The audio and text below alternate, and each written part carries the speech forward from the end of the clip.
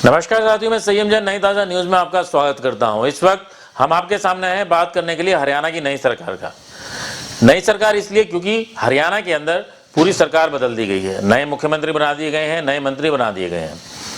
नायब सैनी को नया मुख्यमंत्री बनाया गया। लोकसभा चुनाव की घोषणा हो चुकी है, चुनावी आचार संहिता लग चुकी है और सभी पार्टियां अपने अपने तैयारियों में लग चुकी हैं। ऐसे में मुख्यमंत्री के बारे में बातचीत करने के लिए आपके सामने आए हैं क्योंकि नए मुख्यमंत्री हैं नायब सिंह सैनी।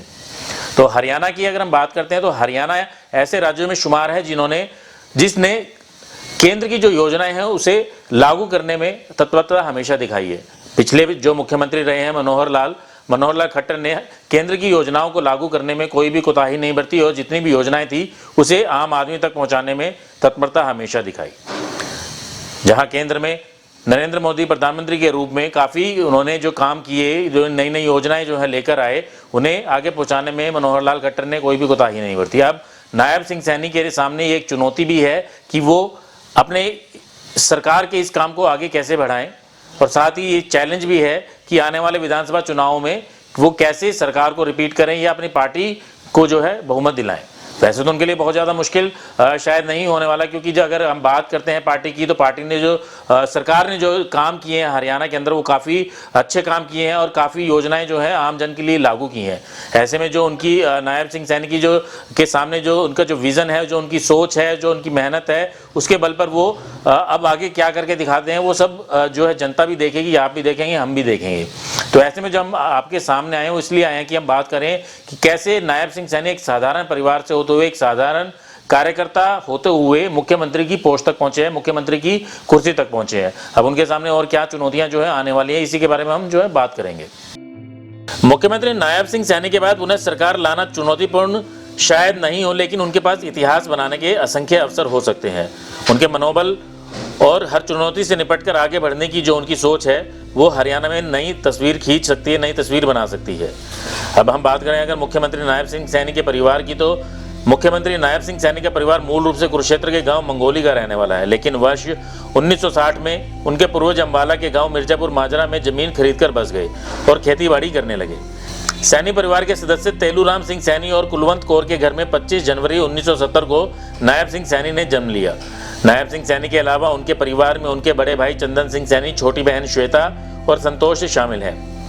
पिता तेलूराम सिंह सैनी सेना में कार्यरत थे। तेलूराम सिंह सैनी ने वर्ष 1962 में चीन और 1971 में पाकिस्तान के खिलाफ युद्ध लड़ा था। वर्ष 2005 में उनके पिता तेलूराम सिंह सैनी पठानकोट से सेवानिवृत्त होकर घर आ गए थे। इसी साल हृदय गति रुकने से उनका देहांत हो गया था। मुख्यमंत्री नायब सिंह सैनी और उनके भाई बहनों ने गांव के ही सरकारी स्कूल से शिक्षा पूरी की थी। स्कूली शिक्षा के बाद नायब सिंह सैनी ने बिहार के BR अम्बेडकर विश्वविद्यालय से BA और मेरठ के चौधरी चरण सिंह विश्वविद्यालय से LLB की डिग्री हासिल की। नायब सिंह सैनी बचपन से अंत्योदय की भावना मन में रखते थे, इसीलिए पढ़ाई पूरी करने के बाद वर्ष 1996 में वे समाज सेवा के कार्य करने के लिए RSS से जुड़ गए। वे नियमित रूप से शाखा में जाते और संघ द्वारा बताए जाने वाले समाज सेवा के कार्य करते थे। उसी दौरान उन्हें संघ के प्रचारक मनोहर लाल के साथ काम करने का मौका मिला। इस दौरान उनकी मुलाकात वर्तमान PM नरेंद्र मोदी से भी कई बार हुई। वर्ष 2000 में उनका विवाह नारायणगढ़ निवासी सुमन के साथ हुआ था। तदुपरांत उनके घर में बेटे अनिकेत सैनी और बेटी वंशिका सैनी का जन्म हुआ। बेटा जहां LLB का छात्र है, वहीं बेटी 12वीं कक्षा की छात्रा है। वर्ष 2002 में संघ ने उन्हें अपने क्षेत्र में काम करने के लिए भेज दिया। वह गांव लौट आए और केबल नेटवर्क का व्यवसाय शुरू किया। इसी दौरान उन्हें भाजपा युवा मोर्चा का जिला महामंत्री भी बनाया गया। वर्ष 2005 में वे भाजयुमो अंबाला के अध्यक्ष बनाए गए। वर्ष 2009 में उन्हें भाजपा हरियाणा किसान मोर्चा का महामंत्री बनाया गया। वर्ष 2012 में भाजपा द्वारा उन्हें अंबाला जिले का अध्यक्ष बनाया गया। नायब सिंह सैनी की सक्रिय राजनीति में हिस्सा लेते देखकर उनके बड़े भाई चंदन सिंह सैनी नौकरी छोड़कर इटली से गांव आ गए और खेतीबाड़ी का काम देखने लगे। वर्ष 2014 में नायब सिंह सैनी ने पहली बार नारायणगढ़ विधानसभा क्षेत्र से चुनाव लड़ा और विधायक चुने गए। वर्ष 2016 में मनोहर लाल सरकार में उन्हें राज्य मंत्री बनाया गया। उनकी मेहनत और सैनी समाज में मौजूद पकड़ को देखते हुए वर्ष 2019 में उन्हें कुरुक्षेत्र से लोकसभा का चुनाव लड़ने के लिए मैदान में उतारा गया। जनता के हित में किए गए कामों की वजह से उन्हें कांग्रेस प्रत्याशी निर्मल सिंह को 3,84,591 मतों से हराकर लोकसभा चुनाव में जीत हासिल की। इसे देखते हुए भाजपा ने वर्ष 2023 में प्रदेशाध्यक्ष बनाकर नायब सिंह सैनी का कद और ऊंचा कर दिया। हाल ही में 12 मार्च को उन्हें हरियाणा के मुख्यमंत्री के पद पर विराजमान किया गया है।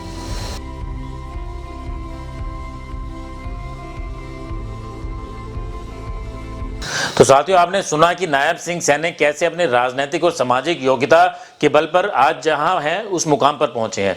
ये उनके समर्पण और मेहनत का ही परिणाम है कि वो आज हरियाणा की मुख्यमंत्री की पोस्ट पर हैं। ये भारतीय जनता पार्टी की ही सोच है कि एक साधारण घर से ताल्लुक रखने वाला साधारण कार्यकर्ता मुख्यमंत्री जैसी कुर्सी तक जो है पहुंच सकता है, इस ऊंचे मुकाम तक पहुंच सकता है। देश के प्रधानमंत्री भी इसका सबसे बड़ा उदाहरण है और जो दूसरे राज्य हैं उसमें भी भाजपा ने ऐसे उदाहरण पेश किए जहां सामान्य कार्यकर्ता मुख्यमंत्री बना दिया गया हो, जिसने कभी सोचा भी ना हो कि वो इस मुख्यमंत्री तक की पोस्ट तक जो पहुंच सकता है। ऐसे में ही नायब सिंह सैनी भी जो आज हरियाणा की मुख्यमंत्री बन गए हैं और जो हरियाणा की जो सरकार है उसको चलाने का काम कर रहे हैं। जो देश के प्रधानमंत्री नरेंद्र मोदी, उनकी गारंटी को वो जन जन तक पहुंचाने का काम कर रहे हैं और साथ ही जो मनोहर लाल सरकार के समय में जो योजनाएं जो बनाई गई थी और जो केंद्र की योजनाएं थे उन्हें आगे बढ़ाने का काम जो है नायब सिंह सैनी करने वाले हैं। इसका परिणाम हमें लोकसभा चुनावों में और आने वाले विधानसभा चुनाव में देखने को मिलेगा, जो कि वो इस चुनौती को पार कर पाते हैं कि हरियाणा के अंदर जो लोकसभा की 10 सीटें हैं पूरी की पूरी 10 सीटें जिताना वो संभव कर पाते हैं और साथ ही जो है हरियाणा के अंदर तीसरी बार भाजपा की सरकार ला पाते हैं या नहीं ला पाते हैं, ये सब देखने वाली बातें होंगी